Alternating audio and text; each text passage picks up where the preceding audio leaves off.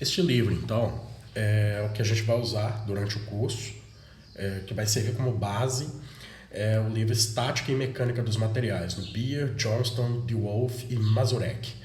Esse livro ele é muito voltado para o universo do engenheiro civil, por isso que ele vai ser usado. Então, vão ter algumas coisas nesse livro que, assim, ele é feito exatamente para o engenheiro, tá bom?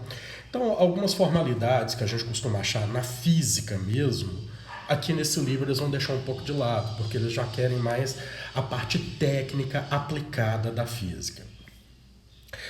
Mas a gente não pode deixar a física de lado, né? Então, o basicão mesmo da física, né, que a gente aprende lá no ensino médio, uma das coisas que a gente precisa saber e ter um certo domínio é da mecânica vetorial, tá?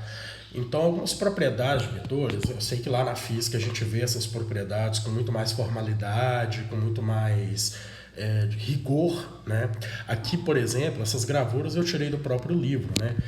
Aqui eles, basicamente, eles não colocam a notação de vetor em cima aqui, ó, como vocês podem perceber.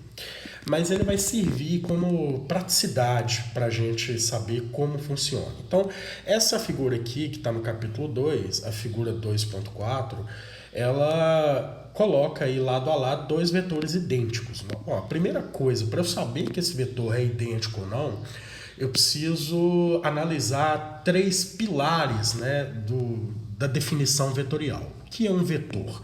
Vetor, na verdade, é um segmento orientado de reta. Então, vocês podem ter que ter uma reta aqui e ela tem uma orientação que é dada pela seta. Todo vetor ele tem três coisas que a gente tem sempre que ficar de olho, tá? O módulo, a direção e o sentido. Aqui, por exemplo, o módulo é o tamanho desse vetor, né? Você pode ver que esse vetor ele tem um tamanho a ser considerado. Esse é o módulo dele, a quantidade. A direção desse vetor é a direção que ele segue. Nesse caso aqui é uma direção diagonal. E o sentido é dado pela seta. Então eu tenho dois vetores idênticos aí, por quê? Porque eles têm o mesmo módulo, eles têm a mesma direção e têm o mesmo sentido. Por isso que esses vetores são idênticos, tá? Agora tem umas propriedades matemáticas que você aprende em geometria analítica e álgebra linear, que a gente vai usar aqui essas propriedades, mas não daquela maneira rigorosa, né? A gente tem que lembrar que a gente está sempre colocando isso adaptado para o universo do engenheiro. Então aqui nós temos, por exemplo, o vetor P mais o vetor Q vão ser identicamente igual ao vetor Q somado ao vetor P. Ok? Então essa é a primeira regra que a gente tem que adaptar ao nosso universo.